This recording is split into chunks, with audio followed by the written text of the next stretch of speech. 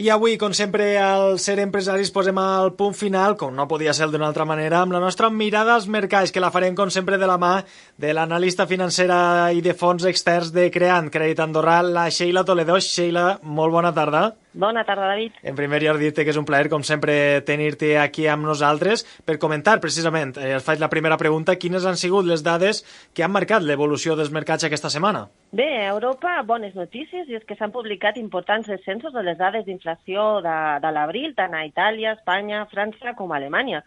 La inflació interanual, per exemple, a Alemanya es va situar al maig en un 6,1, un descens notable respecte al 7,2. També ho feia l'espanyola del 4,1 fins al 3,2, mentre que la subjacent ho feia amb 5 dècimes fins al 5,7. Encara que tot s'ha de dir, malgrat aquestes caigudes, encara són registres bastant elevats. Des de l'altre costat de l'Atlàntic continuen arribant dades positives respecte al mercat laboral. Els ingressos personals van augmentar un 0,4 a l'abril, mentre que les despeses ho feien en un 0,8. Si recordem, la despesa és el principal impulsor de l'economia nord-americana i, per tant, seguirien mantenint la pressió a l'alça sobre els preus. I això s'ha vist, o ha sigut palpable, en la publicació del PCE de l'abril, que és la inflació més vigilada per la FED, on trencava la tendència a la baixa del darrer trimestre amb una inesperada alça fins al 4,7. I, finalment, de nou, notícies negatives respecte al creixement del gran gegant asiàtic, on l'índex de confiança manufacturer, el PMI del maig, de la Xina registrava la lectura més baixa des del desembre fins al 48,8, i la dels serveis encara cedia més, fins al 54,5, encara que sense entrar en terreny negatiu per ara.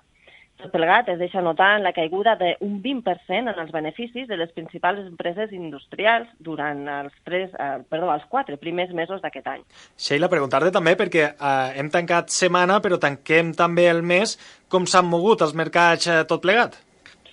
Doncs ha estat un mes molt complicat per als inversors, les fallides dins del sector financer, els descensos del creixement a nivell global i unes dades d'inflació que continuen a nivells molt elevats, el que tot plegat portava a les borses europees a caure fins a mínims de 2 mesos, tancant el pitjor menys de l'any.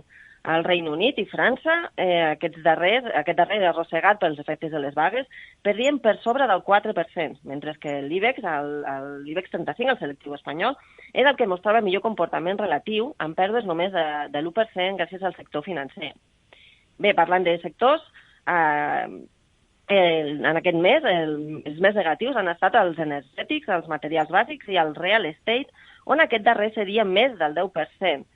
I David, amb el que comentava la setmana passada, a veure si em sabries dir quin ha estat el que millor comportament ha tingut. No m'ho digues, perquè a mi m'agrada molt endevinar aquestes coses, però, i vaig a fotre'm aquí un triple, tenint en compte tot el que venim parlant les darreres setmanes, igual el tecnològic pot ser? Molt bé, sí senyor. Bé, és que estic molt atent, jo. Així m'agrada.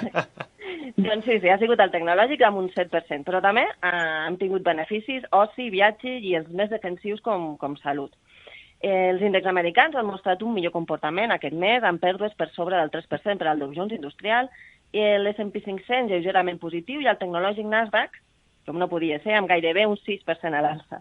En quant a sectors, finalitzen en positiu consum discrecional, telecos, tecnològiques, que acumulen en l'any més d'un 33%. I en el cas dels emergents, fortes caigudes per al Shenzhen de la Xina, per sobre del 5%, i positius ho serien el Sensex de la Índia i el Bovespa, que amb alces gairebé del 4%. I com comentàvem, la volatilitat l'hem tingut en les corbes, amb aquesta disparitat en les dades i la incertesa respecte a les polítiques monetàries i el sostre del deute als Estats Units. Així que el 10 anys americà incrementava el seu rendiment des del 3,55 fins a l'actual 3,61, mentre que el Bund, que partia d'un 2,28, tocava màxim del 2,54 i finalment retrocedia fins a l'actual 2,25. Hem tancat llavors, Sheila, un mes negatiu, però m'agradaria saber també com ha començat el mes de juny. Aquesta setmana els inversors han anat a cavall entre l'acord respecte al sostre del deute als Estats Units, la possible alça de tipus per part de la FED, mentre que Europa ho faria també per la davallada de les pressions inflacionistes i la caiguda de l'índex de sentiment econòmic fins a mínims de desembre del 2022.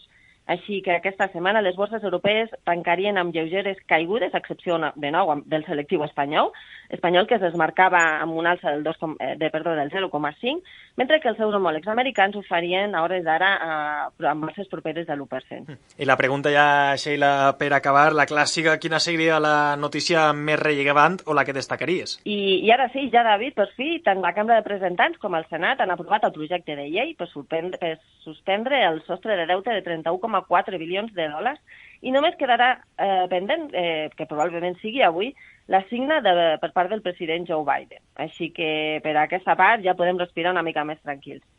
La pròxima setmana serà més pobra en quant a dades. A Europa es publicaran les vendes minoristes i les ordres de béns, també revisió final de creixement del primer trimestre i la producció industrial alemanya. Mentre que als Estats Units es publicaran les ordres de béns que ens donaran senyals respecte a les pròximes dades de producció i l'important consum als Estats Units.